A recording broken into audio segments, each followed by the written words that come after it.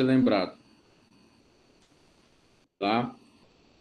Tá gravando já, pessoal. Eu só peço que os alunos que não conseguirem assistir a aula e tal, que estão esperando o vídeo, eu só consigo, gente, postar as aulas todas no final de semana, tá? Porque durante a semana a minha vida é muito corrida. Então, final de semana eu consigo tranquilamente pegar todas as aulas e colocar aí no sistema para aqueles alunos que não conseguiram assistir. Mas o ideal, gente, é assistir no horário da aula, porque você consegue interagir, você já se disciplina, vai deixando nenhuma, etc.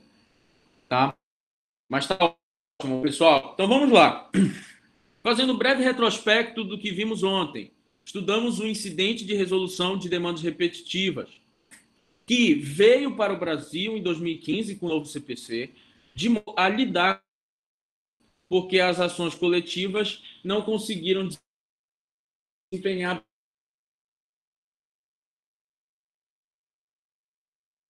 porque está travando.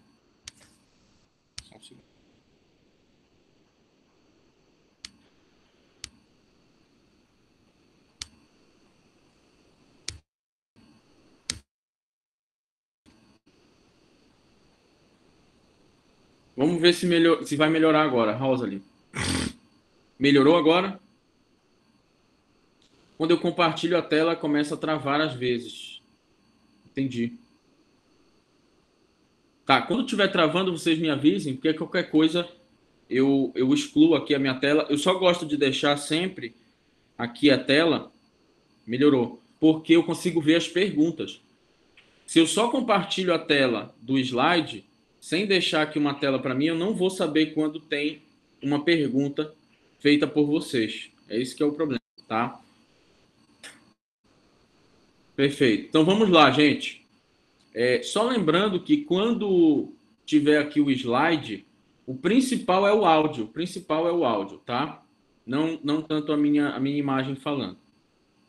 Então estudamos que o IRDR ele tem uma natureza jurídica de incidente, porque a doutrina majoritária, embora não seja pacífico, entende que o CPC deixa claro que para ter a instauração do IRDR, levando a questão de direito para o órgão colegiado, tem que ter pelo menos um recurso ou um processo de competência originária ali tramitando no tribunal.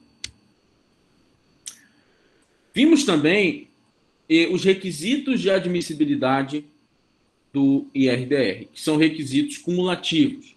O primeiro é que exista efetiva repetição de processo que contém uma controvérsia unicamente de direito, mas não basta isso. É preciso que exista um dissenso entre os juízes, entre os desembargadores.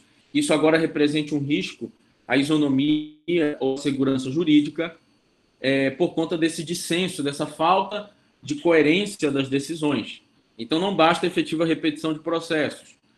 Assim como também é preciso que não exista nenhum recurso especial ou extraordinário repetitivo já afetado em tribunal superior. E o último requisito é que tenha pelo menos um recurso ou um processo tramitando no tribunal, pelo menos hoje não é pacífico, mas é um requisito que os tribunais têm analisado. Estudamos também ontem, gente, que a competência para analisar requisitos é do órgão que vai ser responsável por julgar o IRDR, que é o colegiado dos desembargadores daquele tribunal. Tá? Vimos também, logo que o IRDR é admitido, ou seja, esse órgão colegiado entende que estão preenchidos os requisitos do IRDR, ele manda suspender todos os processos em todo o estado ou em toda a região. Essa suspensão é de 1 ano, tá? Essa suspensão é de 1 ano, mas as tutelas de urgência, elas podem ser requeridas para o juiz ou para o relator do seu caso concreto, tá? E não esqueçam que a desistência do recurso não vai impedir que o tribunal utilize aquele recurso como causa piloto para fixar a tese, porque aquela questão é importante, já que vai se aplicar a tese em todos os casos paralisados, e também aquela decisão é importante para os casos futuros. E agora, gente, vem a nosso assunto, começa aqui o assunto da aula de hoje. Quem tem legitimidade para requerer isso para o tribunal? Pessoal, primeiro, qualquer juiz. Tá? Então, primeiro, qualquer juiz de ofício. Foi o que aconteceu em Marabá, uma questão envolvendo concessionária de carro e troca de peças, de garantia de peças e tal. A juíza já estava recebendo, sei lá, a centésima vez uma ação discutindo a mesma coisa. E aí o que ela fez, essa juíza de Marabá? Ela foi e protocolou, essa peça é endereçada ao presidente do tribunal, tá? É endereçada ao presidente do tribunal, que vai levar esse pedido para a sessão do colegiado. E ela foi lá e protocolou esse pedido perante o presidente do tribunal. E sabe o que aconteceu, gente? O colegiado do Tribunal de Justiça do Pará aceitou, admitiu o IRDR. Essa juíza pediu. Ah, mas tem que ser imparcial, gente. Isso não tem a ver com parcialidade ou imparcialidade. Estão em contato, que é repetitiva, que está tramitando em outras varas, e o juiz de ofício vai lá e protocola esse pedido, gente, de instauração de RDR, porque vai facilitar a vida dele e de todo mundo. Mas também é possível o próprio relator de um recurso ou de uma ação de competência originária em verificar que aquela questão já é repetitiva, tem muitos recursos sobre o mesmo assunto, sobre construtora, plano de saúde, sobre empresas de telefonia, bancos, que ele não aguenta mais a mesma coisa sempre. O que o relator pode fazer? Ele pode ir lá no presidente do tribunal e protocolar esse pedido. O presidente do tribunal vai levar para a sessão também a mesma coisa para análise. Mas também, gente, olha só, essa é a parte mais importante para todos nós que, digamos assim, alguns aqui que vão ser advogados ou advogadas. Se você é um advogado de uma parte, em qualquer processo desse que você verifica que é uma causa repetitiva, você pode ir lá no tribunal e protocolar perante o presidente também o IRDR. Eu tenho muita vontade de fazer isso, porque eu advogo alguns processos que têm mais de centenas ou milhares de processos idênticos. E eu tenho vontade de fazer isso, de ir lá no presidente do tribunal e fazer esse pedido. Eu só não faço isso porque talvez eu tenha que me dedicar, sei lá, uns 2 dias, 3 dias para tirar cópia de tudo, para fazer uma lista. Eu ainda não tive esse tempo. Mas já tem, pelo menos, tem uns 7 a 8 tipos de processos que eu atuo que são idênticos contra questões de bancos, construtoras, etc. E eu vejo que tem milhares de processos iguais, tá? Então, qualquer advogado representando a parte pode pleitear isso também. Agora sim, gente, o Ministério Público ou a Defensoria Pública também. Por quê? O Ministério Público ele recebe muitas denúncias de questões de direitos difusos, coletivos, individuais homogêneos, e ele tem contato com muitas questões de massa. Então, por isso, ele pode identificar que tem já efetiva repetição de processo, ele vai lá e protocola o pedido perante o presidente do tribunal. Também a Defensoria Pública. Alguém aqui já estagiou na Defensoria Pública, gente? Alguém aqui já estagiou? Amanda, Melissa?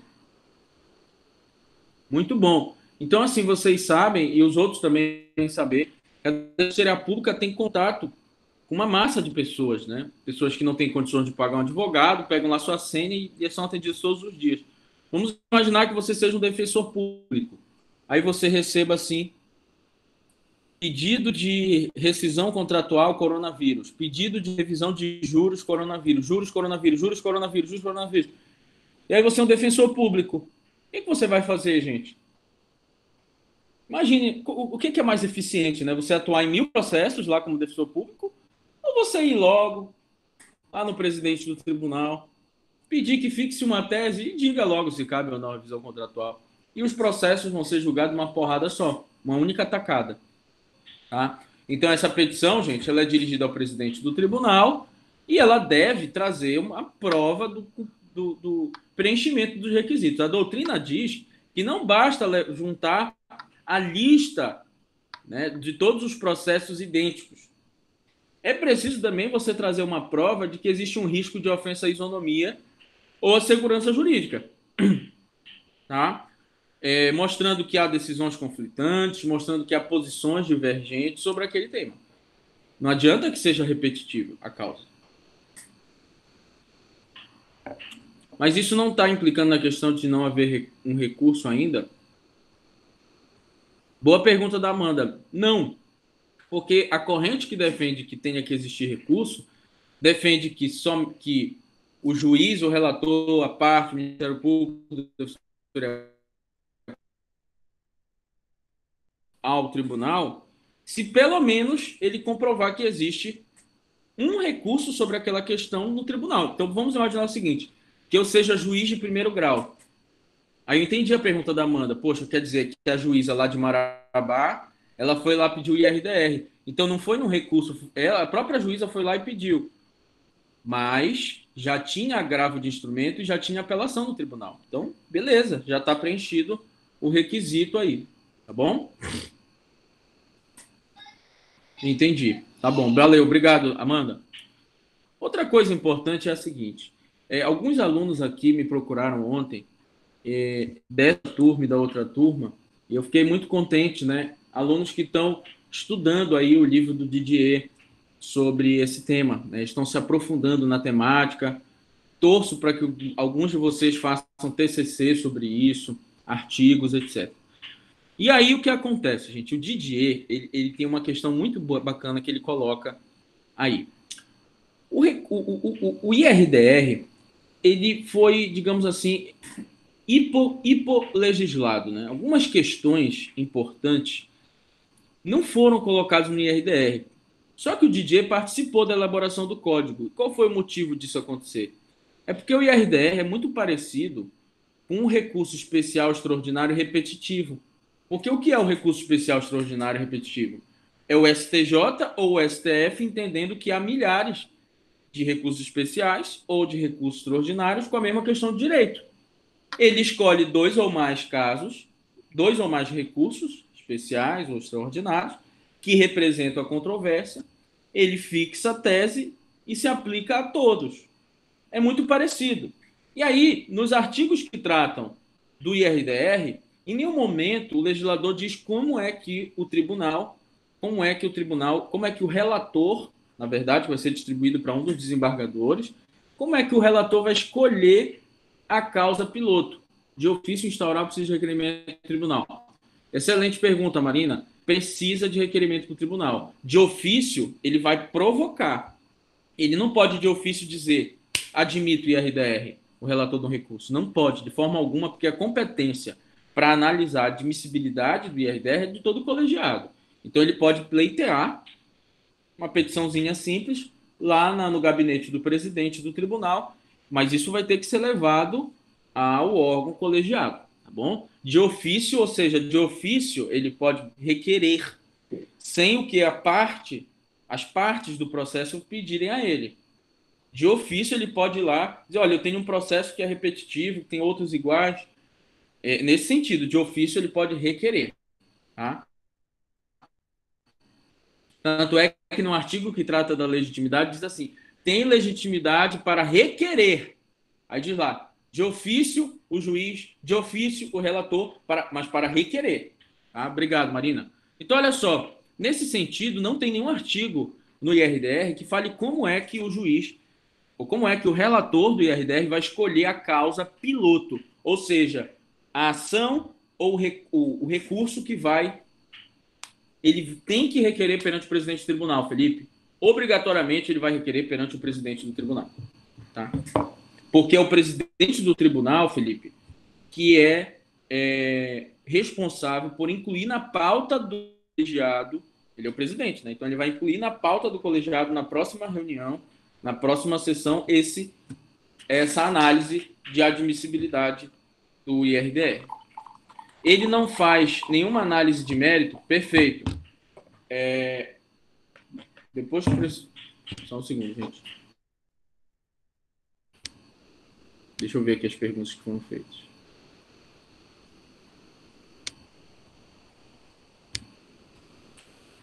Professor, então ele não faz nenhuma análise de mérito? Nenhuma. Nenhuma. Tá?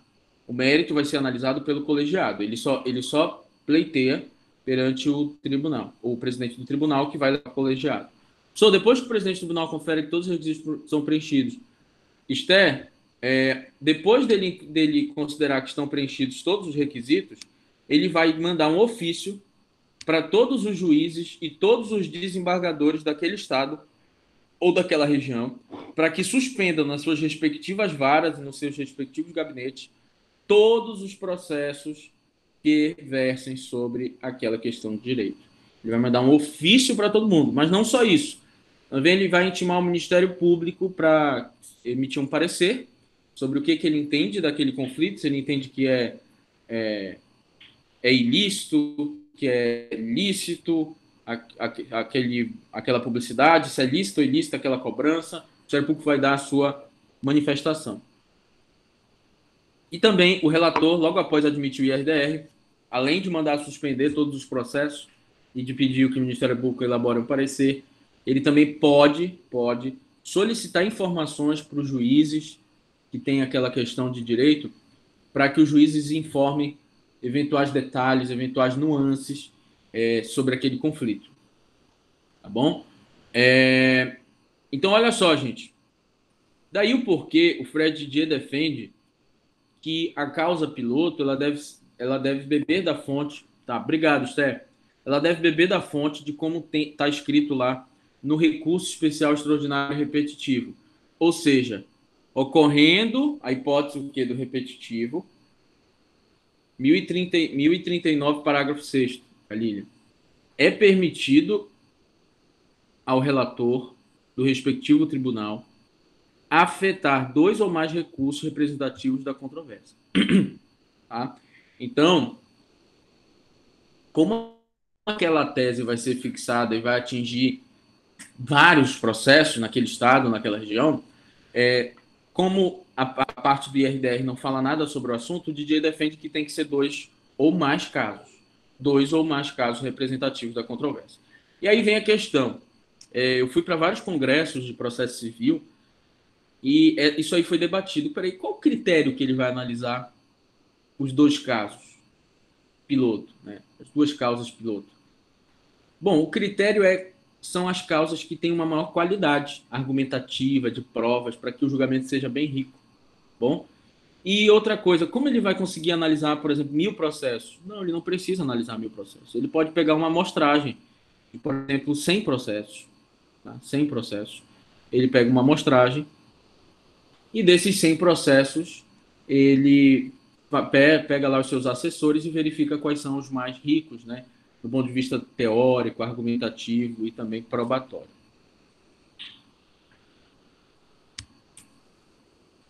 Outro ponto importante é o seguinte: vocês devem perceber que essa decisão do tribunal ela vai impactar muito na vida das pessoas, da sociedade, e para sempre, né? Até ser revogado o precedente. Porque, além de se aplicar aos casos atuais, ela vai servir como precedente vinculante para os casos futuros. Daí porque o Código se preocupou dessa decisão, desse acórdão que vai julgar o IRDR, ter uma intensa participação da sociedade para fazer com que essa decisão seja mais democrática possível. Então, agora eu vou comentar com vocês algumas técnicas que o CPC estabeleceu para que essa decisão, o acórdão que for julgar o IRDR, ele seja fruto de um intenso debate e amadurecimento sobre a questão. Então, por exemplo, imagine que vai ter um IRDR agora sobre se a pessoa com autismo tem direito a que o plano de saúde pague o tratamento. Tá? Quer dizer, é muita irresponsabilidade você definir o futuro da vida dessas pessoas e as pessoas atuais só lendo um livro de doutrina e julgando conforme a sua consciência. É muito perigoso isso. Você tem que ouvir instituições, você tem que ouvir as vítimas, marcar audiência pública, etc. Então, vamos ver aqui o que o Código tem para fazer com que essa decisão seja mais democrática possível. Então, olha só, o relator, artigo 983, o relator ouvirá as partes e os demais interessados na controvérsia no prazo de 15 dias. Olha só, gente, o relator ele vai ouvir as partes de todas as causas controversas, se quiserem, né? Ou seja, todo mundo que tem aquela situação repetitiva no estado ou na região vai poder ir lá com o relator, ele vai dar uma intimação genérica por edital, e você vai ter 15 dias para juntar documentos, juntar argumentos, mesmo que a sua causa não seja a causa piloto, tá? E também o relator vai ouvir o Ministério Público em 15 dias, para que o Ministério Público dê um parecer. Não é só isso, ou seja, eu tenho Ministério Público, eu tenho participação de quem vai ser afetado pela decisão, juntando argumentos ou documentos. E também, ó, ele pode marcar audiência pública para ouvir depoimentos de pessoas com experiência e conhecimento na matéria. Então, questão, por exemplo, envolvendo o autismo, quem é que eu escolheria na audiência pública? Neurologistas, como a Helena Feio, que é uma neurologista aqui em Belém, especialista em autismo na Universidade da Califórnia, professora da UFPA também de medicina. Eu escolheria associações que tratam de pessoas com deficiência. Eu escolheria também os representantes dos planos de saúde, pesquisadores, pronto, para ter uma maior visão sobre aquele conflito. E por que não uma associação dos pais, né, de crianças com autismo, para que te falem como é o dia a dia dessas crianças, como funciona, quais as barreiras que tem enfrentado nas escolas, etc., nos planos de saúde. A PAI, perfeito. Perfeito, Vânia. A PAI é maravilhosa. A PAI é um exemplo excelente, tá? Mas temos também outras, né? Por exemplo, no caso do autismo, tem a Associação dos Pais de Crianças com Autismo, etc. Ou seja, eu tenho que ouvir a maior parte de pessoas possíveis. E aí sim, gente, depois de tudo isso,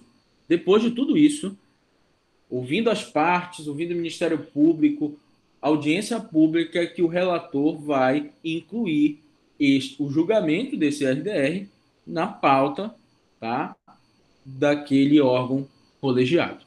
Agora surge uma problemática que, mais uma vez, eu vou colocar um link aqui do YouTube e eu vou dar aí 3 minutos para vocês assistirem. Olha só. Que está no minuto 40 da palestra do Sérgio Arenhardt. Qual é a problemática?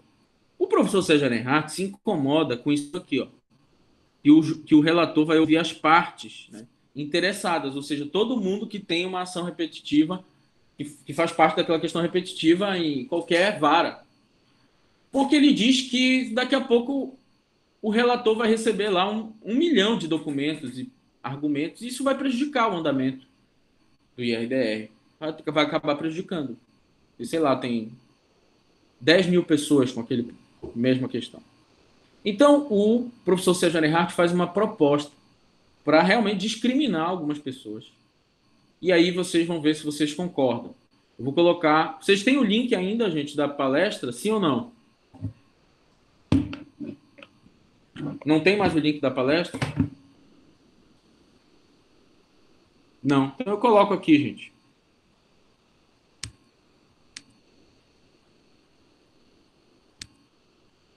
Ó, a Ana Clara colocou, gente. A Ana Clara colocou. Então, o minuto 40, tá? Minuto 40 da palestra do professor Sérgio Arenhardt, tá? Eu vou dar 2, 3 minutos aí para vocês.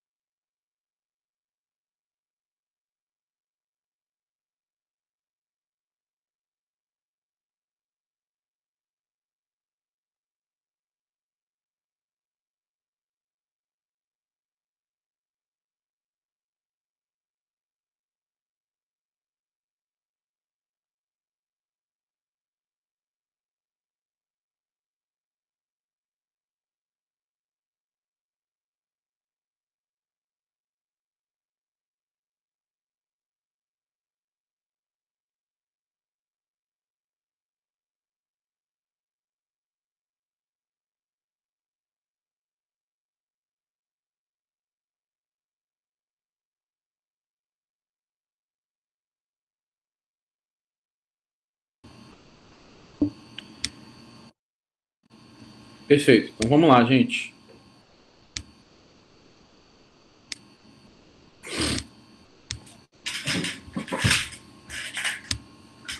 Bom, primeira coisa que eu pergunto para vocês. Quem concorda com a posição aí do professor Didier? Coloca aí que concorda ou que não. Do professor Didier, não, desculpa, gente. Do professor Sérgio Arenhardt.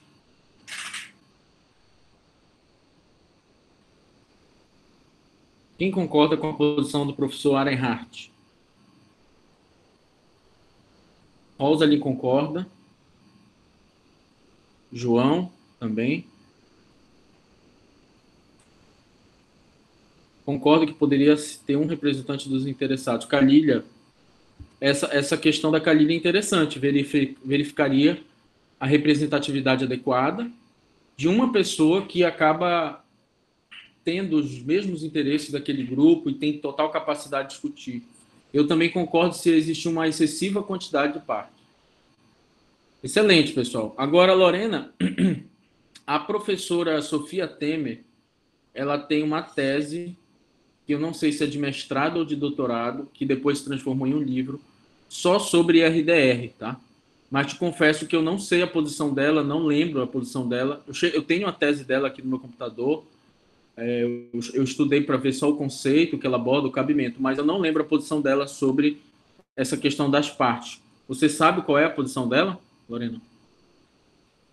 Se ela acha que deve admitir somente as pessoas que podem acrescentar ao debate? Vou mandar no grupo, tá? Obrigado, Lorena. Prosseguindo aqui, gente. O IRDR, cuidado aí com o nosso Kahoot, viu? O IRDR não tem custas. Ele é um incidente, pessoal. Ele não é nenhum recurso e não é uma ação judicial. É um incidente, tá? E, portanto, não haverá pagamento de custas. E aqui vem uma parte importante que tem a ver com o nosso semestre anterior. O que pode acontecer, gente? Olha só. É possível que os juízes todos e os relatores dos recursos que tem aquela causa vão receber um ofício. Na verdade, todos os juízes e desembargadores daquela região, daquele estado, vão receber um ofício comunicando que o tribunal afetou, né, o IRDR, admitiu o IRDR sobre aquela questão, mandando que os juízes, nas suas respectivas varas, e os desembargadores, nos seus respectivos gabinetes, suspendam aqueles recursos ou aquelas ações que versem sobre aquele tema. E é por isso que o juiz, quem aqui pensa em ser magistrado, magistrada, tem que ser uma pessoa organizada. Porque imagina, você recebe uma decisão dessa, mandando suspender os processos que versem sobre direito à saúde e um medicamento específico que você não sabe nem onde se encontrar lá no seu gabinete. Tem que ser organizado. Só que tem um problema aqui que já aconteceu com um cliente meu. Tive um RDR, foi admitido aqui no Pará, e o juiz suspendeu o processo do meu cliente. Só que era distinto. O processo do meu cliente não versava sobre aquela questão do IRDR. E aí ele ia ser penalizado com processo suspenso durante 1 ano, 2 anos. Ele ia ser penalizado. E aí, gente, também isso pode acontecer. Daí o porquê. Olha só o que você deve fazer nessas situações. Você faz uma petição, demonstrando que existe a distinção para o juiz do caso que suspendeu ou para o relator do recurso que suspendeu o seu recurso. E se ele tomar uma decisão que te desagrade, por exemplo, o juiz acaba mantendo, indefere o teu pedido de distinção e acaba mantendo a suspensão, olha o recurso cabível, gente. Agravo de instrumento, se o processo estiver no primeiro grau.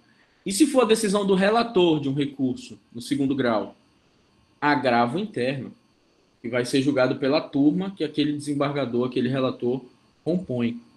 Beleza? Então, gente, é muito importante aqui esse mecanismo. Por isso que no artigo 1015, que trata das hipóteses de cabimento do agravo de instrumento, no último inciso diz assim: caberá agravo de instrumento em outras hipóteses previstas em lei. Aqui um exemplo. Não está no rol do 1015, mas está na própria lei.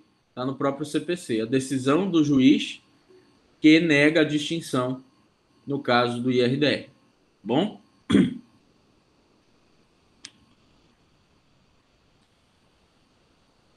Não entendi sobre a distinção. Aqui, gente, olha só. Vamos imaginar o seguinte. E aí, deixa eu fazer a seguinte pergunta para vocês. Vocês estão conseguindo visualizar esse documento aqui no Word? Sim ou não, gente? Estão conseguindo visualizar? Sim. Tá, então olha só. Sim, perfeito. Deixa eu explicar melhor aqui. Professor, por favor, repita quando cabe agravo interno e de instrumento. Vou repetir aqui. Olha só, gente. Imaginem o seguinte. Imaginem que eu tenho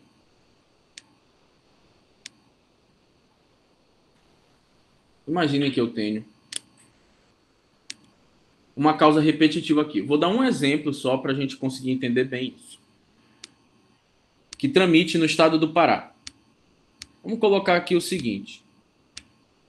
Se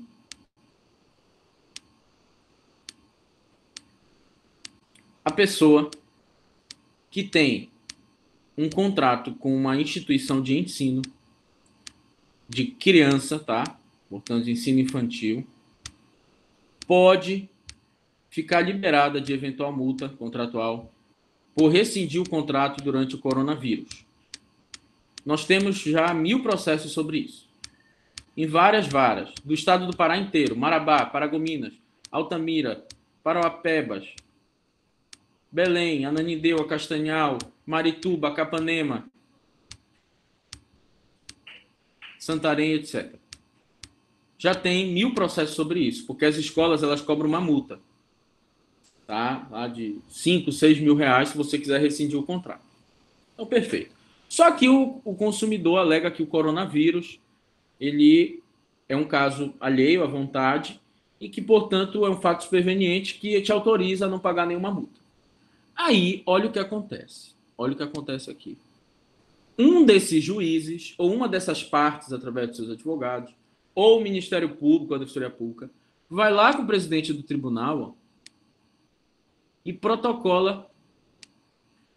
Pode ser o juiz, pode ser um advogado. Protocolo pedido aqui para o presidente do tribunal, para instaurar o IRDR. Para instaurar o IRDR. Aí, o presidente do tribunal vai levar o quê? Para o colegiado. E o IRDR é admitido. Tá? O IRDR, ele é admitido. Quando ele é admitido, qual é a primeira coisa que o presidente do tribunal vai fazer? Ele vai mandar ofício para todos os juízes daquele estado, para todos os desembargadores também. Ou seja, algumas dessas causas repetitivas já estão em grau de apelação, em grau de agravo, etc. Vai mandar ofício para todo mundo, mandando que eles suspendam os processos nos seus respectivos gabinetes e para esperar a tese que vai ser fixada. Porque o IRDR é uma técnica de julgamento de massa. Aí, olha só, gente, no meio deste processo, tem o meu caso bem aqui, ó. Tem o meu caso bem aqui, ó. Que não é sobre isso. Não é sobre escola, multa, etc. Vou colocar aqui. O meu caso é sobre fidelização contra uma operadora de telefonia. Eu estou pedindo que eu não pague a multa porque eu considero que ser obrigado a ficar 1 ano com aquele contrato é abusivo. Fidelização. Se o meu processo estiver no primeiro grau, gente, se o meu processo estiver aqui, ó, no primeiro grau, e o juiz, o que eu tenho que fazer? Eu tenho que pedir ao juiz que ele exerça a distinção. Se o meu processo estiver no primeiro grau. Dizendo que o meu caso não tem nada a ver com coronavírus, nada a ver com isso. E aí, gente, se o juiz acabar mantendo a distinção, qual é o recurso cabível? O recurso cabível é agravo de instrumento. Tá? Agravo de instrumento. Só em relação à distinção aí, ó. E se o meu processo estiver no segundo grau? Em grau de apelação, em grau de agravo. Mesma coisa, eu vou pedir que o relator faça a distinção. Mas se ele não fizer a distinção, qual o recurso cabível, gente? Agravo interno. Tá? Agravo interno. Deu para entender, gente? Deu para entender, pessoal? Sim ou não? Tá, deu para entender. Valeu, Rosane. Então, olha só. Amanda, Calília, Ana.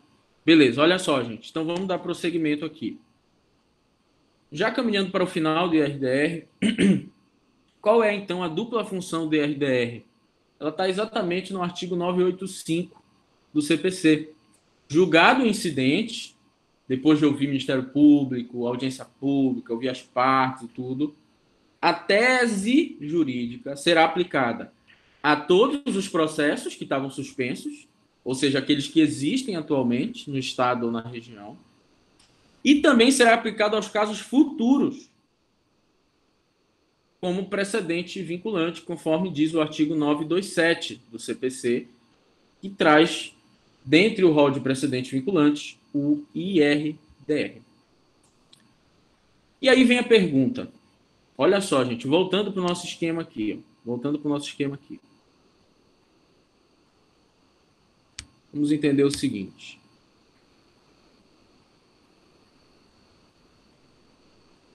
Olha só. Pessoal, prestem bem atenção aqui. Vamos imaginar que nós tenhamos aqui a questão repetitiva. O que vai acontecer? O juiz desse processo aqui, ó, o processo estava suspenso, ele vai ser comunicado também através de um ofício, além de ampla divulgação também no site do tribunal. Ele vai ser comunicado que foi julgado IRDR. Ó. IRDR foi julgado. O que vai acontecer, gente, com os processos que ficaram paralisados? Gente, o juiz vai precisar extinguir aquele processo. Vai precisar proferir o quê? Uma sentença. Só que com uma diferença. Essa sentença que ele vai solucionar o litígio não é uma sentença da cabeça dele, do convencimento dele. É uma sentença só incorporando a decisão do IRDR. Dizendo, olha, o tribunal decidiu o IRDR da seguinte forma, agora analisando os autos, o consumidor comprou isso, aquilo, outro, com nota fiscal, com base no IRDR, julgo procedente para garantir o tratamento da criança com autismo. Julgo improcedente para garantir que as escolas cobrem as multas, etc. Então, gente, olha só. O tribunal, ele fixou a tese, mas os juízes precisam extinguir o processo. E por que é importante isso? Sei lá, vão ter milhares de sentenças. Por que é importante isso? Porque vai caber recurso dessa decisão aqui do juiz que incorpora o precedente, incorpora a decisão, cabe recurso. Qual é o recurso, pessoal, contra essa sentença? Quem pode colocar aí no nosso chat? Qual é o recurso cabível contra a sentença? Apelação, perfeito. E aí, gente, muita gente já antecipando as perguntas que vocês vão fazer. Nossa, professor, que absurdo!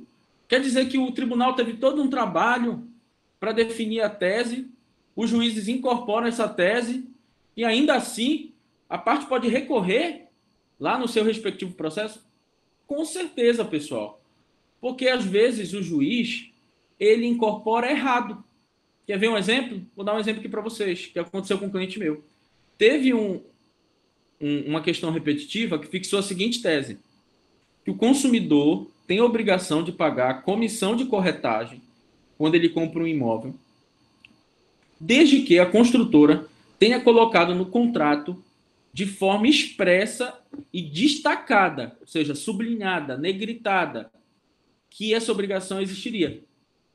Aí teve um cliente meu que não estava previsto em contrato e ele pagou. E a juíza incorporou essa tese, julgando improcedente. Eu entrei com a ação pedindo que o meu cliente não tivesse obrigação de pagar aquela comissão de corretagem. e a juíza julgou improcedente a ação dele aplicando o IRDR. Eu entrei com apelação, pessoal. Porque o caso dele não se amolda à tese. A tese diz que a construtora pode cobrar se tiver expresso e destacado no contrato. Então, gente, sabendo que o juiz pode ser falho, vai ser sem efeito suspensivo. Não, ela vai ter efeito suspensivo. Vai ter efeito suspensivo normal, tá? Agora vem a questão. E qual o recurso cabível contra o acórdão que julgou o IRDR? Porque, assim, uma coisa é o recurso cabível contra o meu processo, que incorporou aquela tese. É uma coisa. Onde eu vou discutir se ele aplicou corretamente ou não o precedente. Aliás, pessoal, se vocês fossem advogados, por exemplo, nos Estados Unidos, os recursos nos Estados Unidos todos são sobre isso, sobre se o juiz aplicou corretamente o precedente ou não. Mas qual o recurso cabível contra esse acórdão? Nós temos 3 possibilidades, tá? 3 possibilidades. Uma, embargos de declaração. A outra, recurso especial. E a outra, recurso extraordinário. Não tem efeito, tem efeito suspensivo, Marina, tem efeito suspensivo, tá? Tem efeito suspensivo a apelação. Olha só, pessoal, quem pode recorrer do acórdão que julgou o IRDR? Todo mundo que participou como parte, foi admitido como parte. Já repito aqui, Liz, travou de todo mundo, então deixa eu colocar de novo aqui.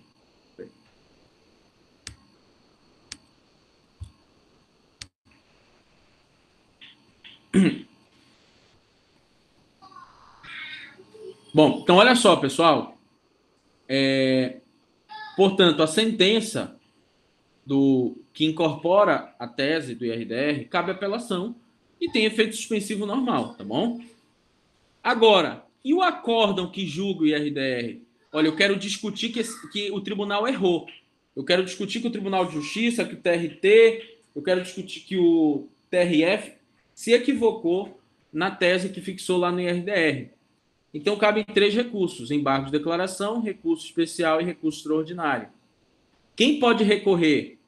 Qualquer pessoa que tenha sido admitida como parte para acrescentar argumentos, etc. O amicus curiae, se tiver amicus curiae, e também pode recorrer à parte da causa piloto, a parte lá da causa piloto que foi utilizada como base do julgamento. Embargos de declaração, quando houver omissão, obscuridade, contradição, e quem vai julgar é o próprio tribunal.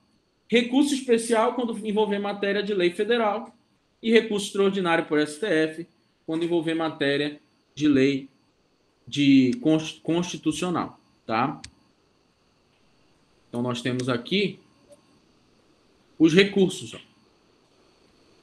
Embargos de declaração, recurso especial e recurso extraordinário. Com um detalhe, pessoal, com um detalhe aqui, muito cuidado. Nós estudamos semestre passado ou retrasado, acho que foi no passado, que um dos requisitos de admissibilidade do recurso extraordinário é que ele tenha repercussão geral. Ou seja, eu tenho que demonstrar que aquela questão é importante e transborda as partes. É importante para o Brasil, é importante para a sociedade. E aí, gente, se o seu recurso extraordinário é contra um acordo que julgou IRDR, fique certo que o STF vai julgar o caso. Porque a repercussão geral é presumida. Está no artigo 987, parágrafo 1º. A repercussão geral é presumida. Então, o que acaba acontecendo, gente? Acaba acontecendo que a última palavra vai ser do Tribunal Superior. Ou do STF ou do STJ. Só que o que acontece, né? Nós temos um grande problema aqui, que inclusive é um problema enfrentado aí na palestra do professor Reinhardt, que é o seguinte: também, neste caso específico, o recurso especial extraordinário tem efeito suspensivo, por expressa determinação legal. O recurso especial extraordinário contra a decisão que julga IRDR tem efeito suspensivo. Ou seja, qual é o problema disso, gente? Que os processos vão continuar sem eficácia prática, sem efeito prático. E o Ehrenhardt se posiciona contrário a esse efeito suspensivo. Bom?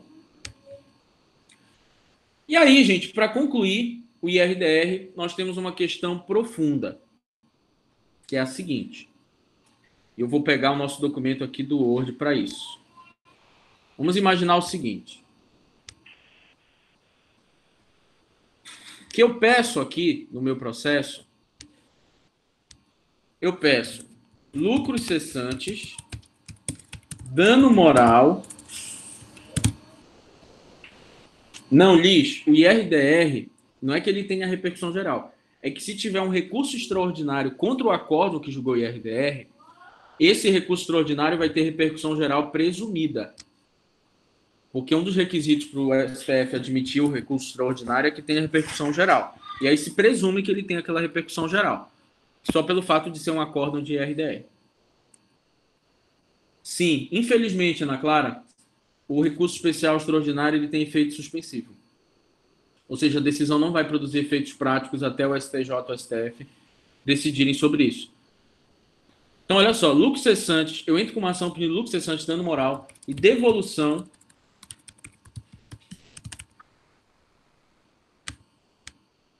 Um segundo, Gisele.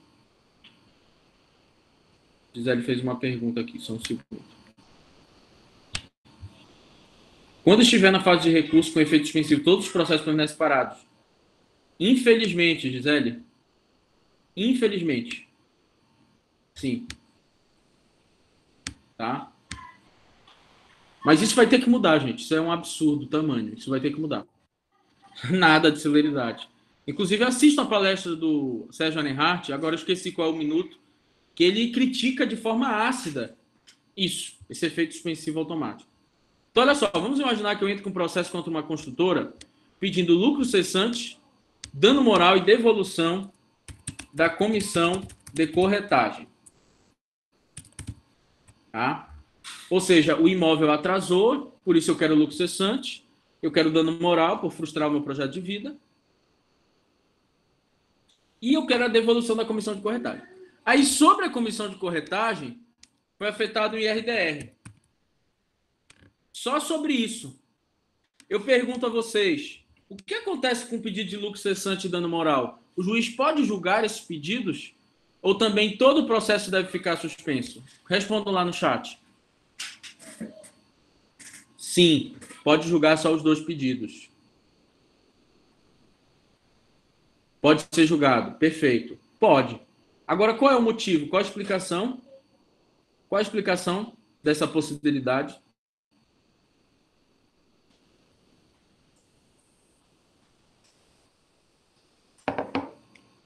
Porque eu como juiz, celeridade, sim. Mas a explicação, digamos, com uma única palavra, é o seguinte. É que nós temos no direito brasileiro, no artigo 356, a possibilidade do juiz decidir parcialmente os pedidos que estão maduros, que não precisam de provas, que estão prontos para o julgamento. Então, o que o juiz pode fazer, gente? Prosseguir a instrução sobre aqueles pedidos, tá? E decidi-los, os que estão maduros, e deixar suspenso só aquele que foi afetado pelo IRDR. Tá bom? Bom, pessoal, deixa eu tirar bem aqui essa apresentação. Olha só, a gente termina o IRDR e eu vou precisar de uns 20 minutinhos antes do Kahoot para a gente ver, estudar o primo do IRDR, que é o incidente de assunção de competência. Se vocês forem lá para o CPC, olha o que vai acontecer. Se vocês forem lá para o CPC, vocês vão verificar que no artigo 927,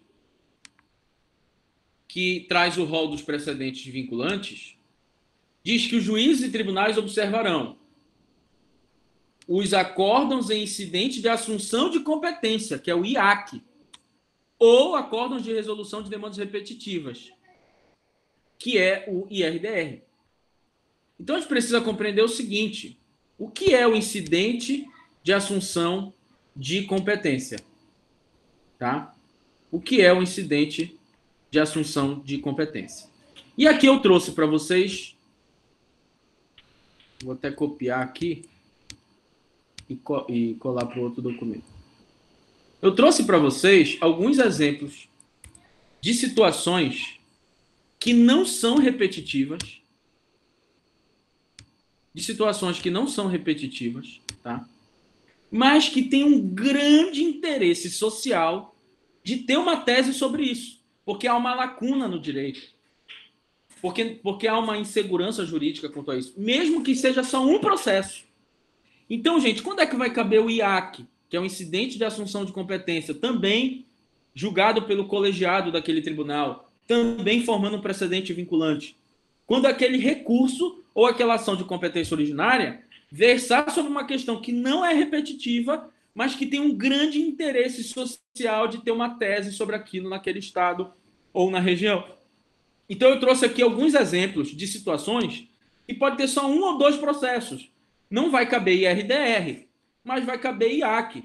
O IAC, que é o incidente de assunção de competência, que vai servir não para julgar como técnica de julgamento de processos de massa, mas vai servir para fixar uma tese de uma questão muito importante para toda a sociedade. Então, eu trouxe aqui o primeiro exemplo. Oficinas e concessionárias de carro, durante a Covid, durante o isolamento e a calamidade pública decretada pelo prefeito, pelo governador, podem funcionar? Porque, assim, se o carro da polícia dá problema, se o carro da ambulância dá problema, onde é que ele vai consertar esse carro? Se for da Ford, se for da Fiat? Na oficina, na concessionária, né? E aí, eles podem ou não funcionar? Eu entrei, gente, ontem com uma ação sobre isso. Eu tenho um cliente que tem uma concessionária, eu entrei ontem pedindo que o juiz reconheça que a concessionária de carro, com a oficina também, tem o direito de continuar funcionando. Tá? Por conta do interesse público aqui. Gente, neste caso, tem outras oficinas que não entraram ainda com ações, que são importantes, em outros interiores. O que vai poder ser feito aqui, gente? IRDR? Não. IAC. Outro exemplo, vocês viram que um grupo de pessoas estavam se manifestando a favor do Bolsonaro contra esse isolamento social, dizendo lá que o Brasil não pode parar? O que o Helder Barbalho fez? Já vamos falar dos artigos. Aqui, Amanda, eu estou primeiro falando dos exemplos, a gente vai entrar já nos artigos. Mas já te antecipo que é o artigo 947. Nesse caso, você entrou com uma ação, daria para pleitear o incidente de assunção de competência. Mas vamos lá. Vocês viram lá o Helder fazendo a questão, prendendo as pessoas que estavam fazendo manifestação. Assim, apesar de concordar com o isolamento social, gente, eu tenho sérias dúvidas de que isso é constitucional. Porque as pessoas não estavam fazendo a passeata se aglomerando. Elas estavam dentro dos seus carros. Tá bom? E me parece inconstitucional, violador do direito de ir e vir, sim, essa proibição. Aí vamos supor que um manifestante entre aí com essa ação, dizendo que ele tem o direito de se manifestar, no seu carro mesmo. Tá? E já tem um agravo de instrumento, porque indeferiu a liminar, etc. IAC. Não tem efetiva repetição de processo, mas é uma questão que precisa de uma tese. Outra coisa, plano de saúde deve custear tratamento com autismo, tem lá só uma pessoa que entrou. IAC. Cabe dano moral por hora extra reiterada, tem um trabalhador que pediu isso. Só que é uma questão importante que precisa de uma tese. Lá no TRT, IAC. Transsexual pode usar o banheiro feminino? Uma transexual... Já falo, Amanda, só um minutinho. Uma transexual pode usar o banheiro feminino num ambiente de trabalho? IAC. Uma jogadora de vôlei que nasceu homem e que agora tem o gênero feminino pode jogar a liga feminina? Ou ela tem alguma vantagem? IAC, é só um caso, mas é muito importante. E uma ação que eu entrei aqui para um cliente meu. Eu entrei com uma ação pedindo para ele ter o direito de usar cannabis para fins medicinais, religiosos, terapêuticos. É importante ou não o direito de ter uma tese sobre isso? IAC. Agora vamos lá para os artigos, e aí vai dar para compreender bem isso, tá, Amanda? sobre a cisão de competência. Quando é que vai caber o IAC? Quando, olha só, gente, leiam aqui junto comigo. Quando o recurso ou o processo lá de competência originária envolveu uma questão relevante com repercussão social, mas que não tem o quê? Repetição de processo. Então, quando é que vai caber IAC? Quando a questão ela tem relevância social e não for cabível IRDR. Tá? E aí, gente, o que vai acabar acontecendo aqui no IAC? Uma cisão de competência. Por quê? Aquele recurso que seria julgado pela turma, lá de 3 desembargadores, sobre todas aquelas questões lá da jogadora transexual, do banheiro transexual, da manifestação pró-Bolsonaro, da questão envolvendo crianças com autismo, todos aqueles recursos que seriam julgados pela turma não vão ser mais julgados pela turma. Porque, ó, a assunção de competência, o colegiado daqueles desembargadores, daqueles 33 desembargadores do tribunal, vai assumir a competência. Vai assumir a competência para fixar aquela tese sobre aquela questão de grande repercussão social. Tá bom? Como é que isso acontece? De forma idêntica ao IRDR. O relator do recurso pleiteia perante o presidente do tribunal. Ou qualquer uma das partes daquele processo pleiteia perante aquele presidente do tribunal. Mesma coisa, só que fundamentando em outros requisitos. A assunção o incidente de assunção de competência. Quem assume a competência para o julgamento? Quem assume a competência para o julgamento é o colegiado daquele tribunal. É o colegiado do tribunal. Ou seja, os recursos normalmente são julgados por uma turma. Tem 3, 4 desembargadores. Quando um relator de um desses recursos pede ao presidente, ou uma das partes daquele recurso pede ao presidente que admita o incidente de assunção de competência, o que vai acontecer? O colegiado do tribunal, ou seja, não vai ser uma turma, vai assumir a competência para julgar aquele recurso. Só que com um detalhe, a tese que vai ser fixada vai se aplicar para todos os casos futuros, porque o acórdão que julga incidente de assunção de competência está previsto no artigo 927 como precedente vinculante, tá bom? Precisa estar no tribunal também, aqui obrigatoriamente. No incidente de assunção de competência, obrigatoriamente tem que estar no tribunal, senão vai existir uma supressão de instância. Se tiver uma ação no primeiro grau e ter a assunção de competência, seria impossível. Aí o incidente de assunção de competência tem que ter um recurso, que ao invés de ser julgado pela turma, vai ser julgado pelo colegiado de todos aqueles embargadores. E aí eu trouxe para vocês, gente, olha só. Eu trouxe para vocês alguns incidentes de assunção de competência que já foram admitidos, já foram julgados. Mas eu pergunto, vocês estão conseguindo visualizar essa telinha aqui do Tribunal de Justiça de São Paulo? Sim, sim, sim. Perfeito. Então, olha lá. Todos os casos que eu vou falar aqui para vocês, eles não são repetitivos. Mas o tribunal, o colegiado do tribunal, entendeu que tem uma questão de extrema relevância social. Que o direito precisa ter uma resposta para isso. Tá? Então, vamos ver aqui essa questão do Pinheirinho. O IAC número 1. Vou disponibilizar, Amanda, com certeza. IAC número 1, Pinheirinho. Julgamento antecipado parcial de mérito, suposto cerceamento de defesa. Tese firmada. Nas ações promovidas pelas vítimas de abusos praticados pelos agentes do Estado e do município, no caso do Pinheirinho, viola o devido processo legal. O julgamento parcial do mérito, que de forma genérica e abstrata, sem fundamentação, conclui pela ausência de responsabilidade da administração pública no procedimento de reintegração de posse. O que aconteceu, gente? Preste atenção. Teve uma reintegração de posse lá em São Paulo que ficou famosa, que foi tiro, quebra-pau, violência, etc. da polícia. Realmente, o dono lá da terra tinha direito à reintegração de posse, que as pessoas estavam ali ocupando, não compraram, chegaram ocupando, e tinha função social, ele tinha projetos para aquela área. E aí o que estava acontecendo? Uma pessoa entrou com a ação Outras centenas iam entrar depois, né? A primeira pessoa logo entrou e o juiz julgou liminarmente, improcedente, dizendo que não tem dever de indenizar do Estado, sem fundamentação, sem nada. Dizendo que é o exercício regular do direito, tá. Aí, quando teve a apelação desse caso, o advogado da parte, já sabendo que ele ia entrar com outros 200 processos iguais, disse o seguinte: olha, excelências, essa questão tem grande repercussão social, porque vão ter outros processos. E aí foi admitido o IRDR, o incidente de assunção de competência. Não teria requisito para IRDR.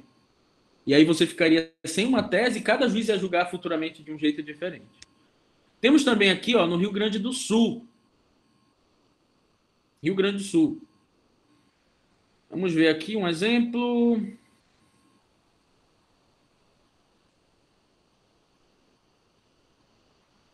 A questão consiste em saber o termo inicial do prazo decadencial do ITCD no caso de doação. Perfeito, gente. Aí você faz uma doação hoje. Quando é que começa a contar o prazo de decadência para o órgão cobrar lá o ITCD, o imposto de doação? Porque às vezes você fez uma doação 10 anos atrás. E aí é uma questão lacunosa na lei e que foi admitido o incidente de assunção de competência. Temos no Paraná. Olha, esse caso é interessante. Embriaguez de terceiro condutor. Isso aqui tudo é incidente de assunção de competência. Embriaguez do terceiro condutor como fator de agravamento do risco pelo segurado em contrato de seguro. Vamos ver mais informações. Foi admitido, já tem a decisão de admissão do incidente de ação de competência. Professor, também é necessário que não exista... Perfeito. Não faz sentido também se tiver recurso especial extraordinário repetitivo. Olha só.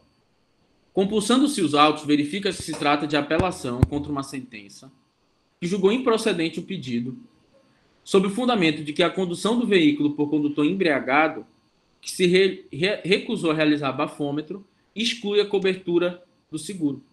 Olha só, gente. É uma questão de grande relevância social. Porque mesmo que não tenha 100, 200, 20 processos sobre aquilo, quantas e quantas pessoas que vão sofrer acidente no futuro, embriagados ao volante, e a seguradora vai negar pagar o seguro? Quer dizer, eu pago o seguro para quê, então? É uma questão de grande, grande repercussão social. Então, a nona Câmara, que ou turma, né, suspendeu o julgamento e disse o seguinte: isso é muito relevante. Suscitou um incidente lá para uniformizar essa jurisprudência. Tá? E o IAC serve para uniformizar uma jurisprudência. Temos também questões no Rio de Janeiro, etc. Agora eu vou trazer uma notícia para vocês. Uma notícia de um jornal.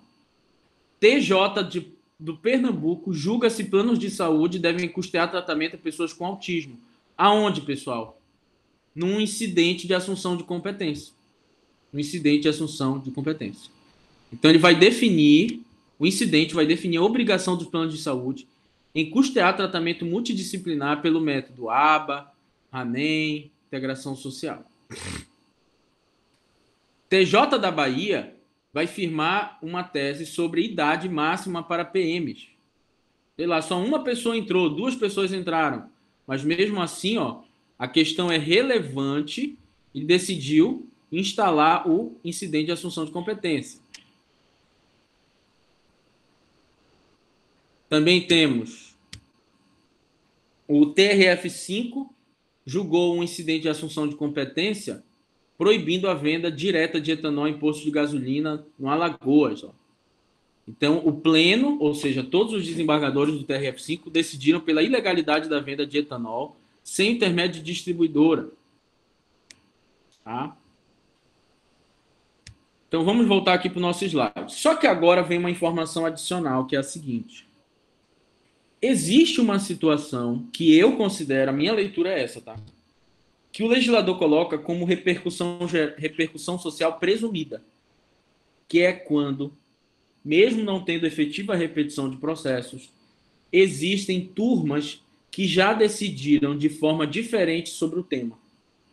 Então, olha só, aplica-se o disposto nesse artigo, ou seja, tem repercussão social, digamos, presumida, quando existia a necessidade de compor divergência entre turmas do tribunal.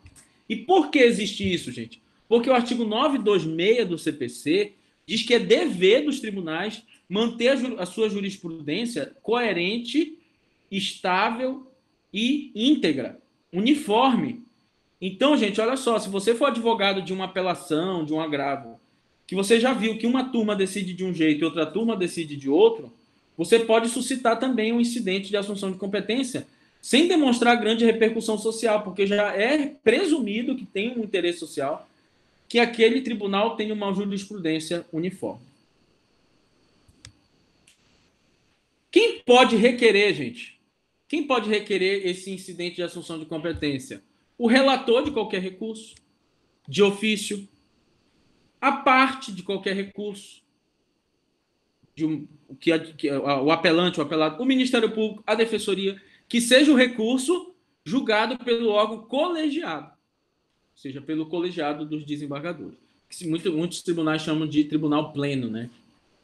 E aí o órgão colegiado vai julgar não só o recurso, mas vai julgar também o incidente, vai fixar a tese do incidente de assunção de competência, que vai valer como precedente vinculante para todos os outros casos.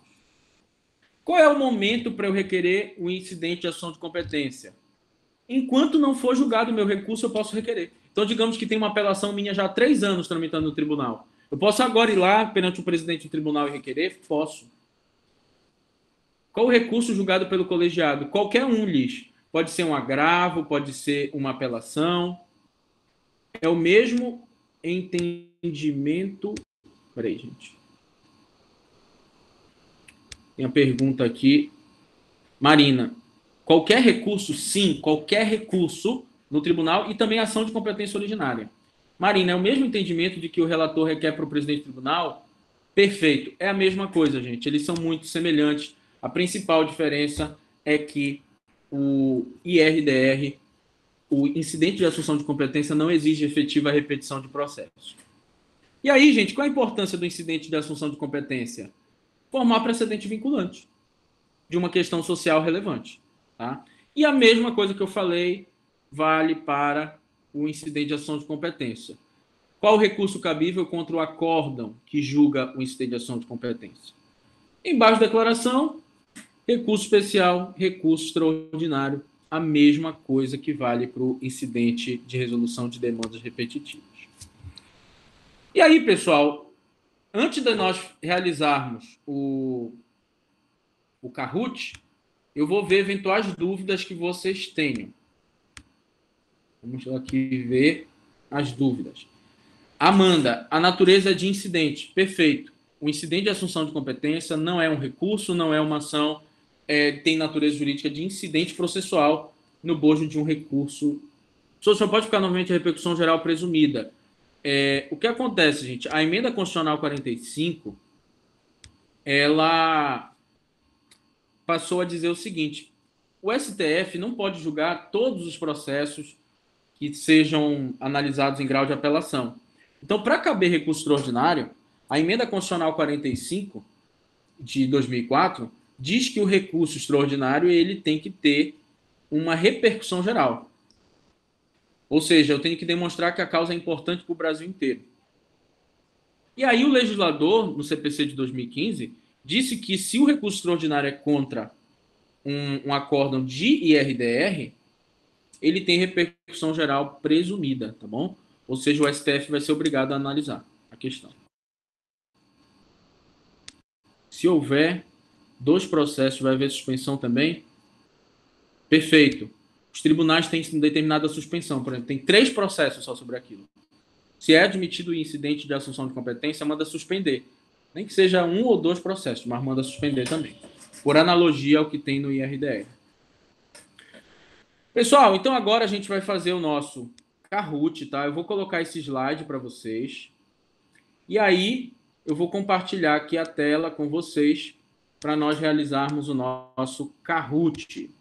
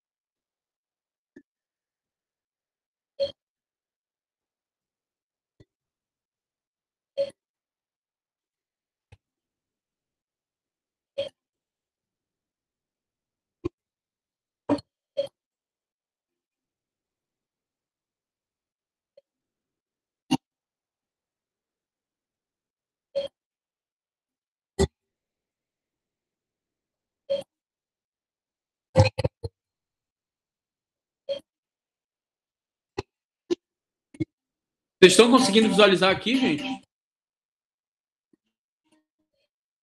Pessoal, vocês estão conseguindo visualizar? Então tá, eu vou ficar aguardando vocês entrarem, tá? Juiz não pode, juiz não pode. Juiz não pode, tá? Tá travando. Pera aí que eu já vou resolver isso, gente.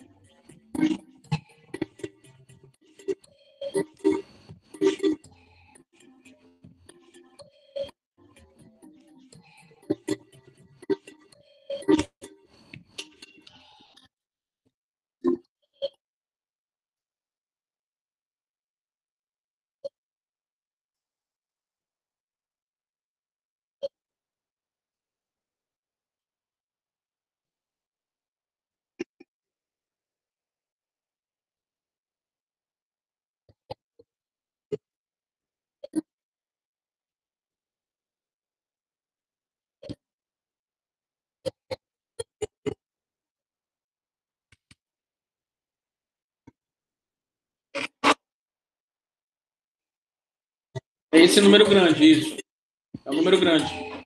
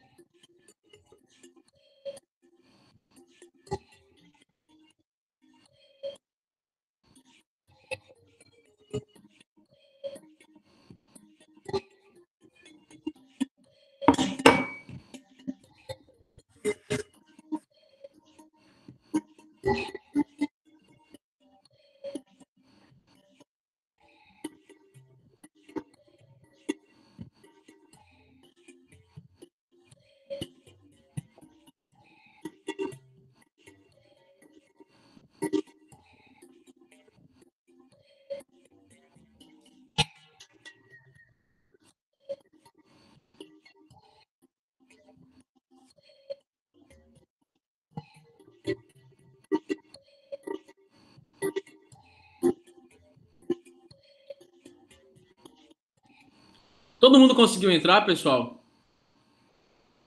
Posso dar o start? Eu acho que deve ter 5 pessoas que... deve ter 5 pessoas que foram ao banheiro, alguma coisa assim, não estão acompanhando. Calília. Calília já entrou, Calília. Mas eu estou vendo seu nome aqui. Pode, pode. Então vamos lá, gente. A Amanda, que estava perguntando, conseguiu? Rosalie. Porque a gente fez algumas vezes em sala de aula. Rosalie, é só entrar no Google. No Google você vai digitar Kahoot It. Na verdade, basta digitar esse site aqui, ó. www.kahootit, kahoot.it. E aí vocês vão digitar essa senha, só isso. Conseguiu, Rosalie?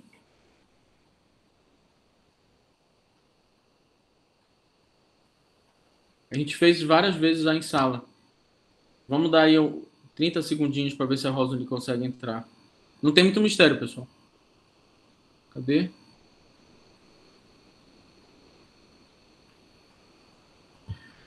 Enquanto a Rosalie entra, só uma dica aqui, pessoal. Vocês vão precisar visualizar a minha tela, porque só na minha tela vai ter a questão. E você vai usar a outra tela, ou um celular, ou um outro computador, para responder a questão. Deixa a tela cheia. Eu vou deixar. Assim que eu der o start, eu vou deixar a tela cheia. Tá bom? Pode ir. Tá, então vamos lá.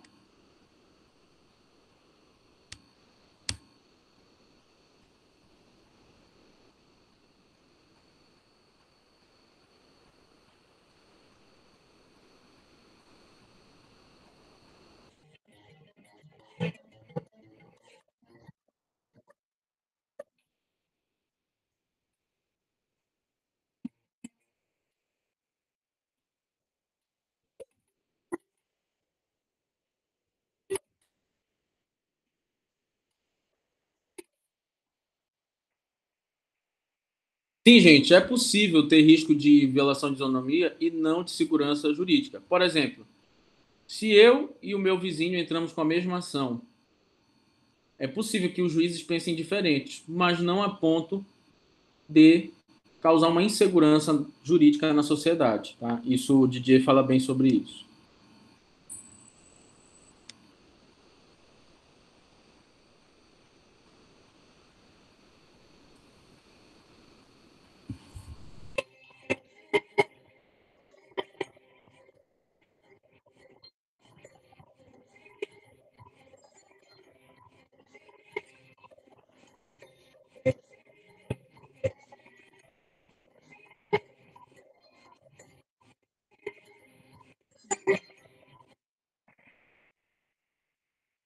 Totalmente possível, porque eu posso ter centenas de processos, mas que existe uma uniformidade já sobre a questão, então não tem risco de isonomia.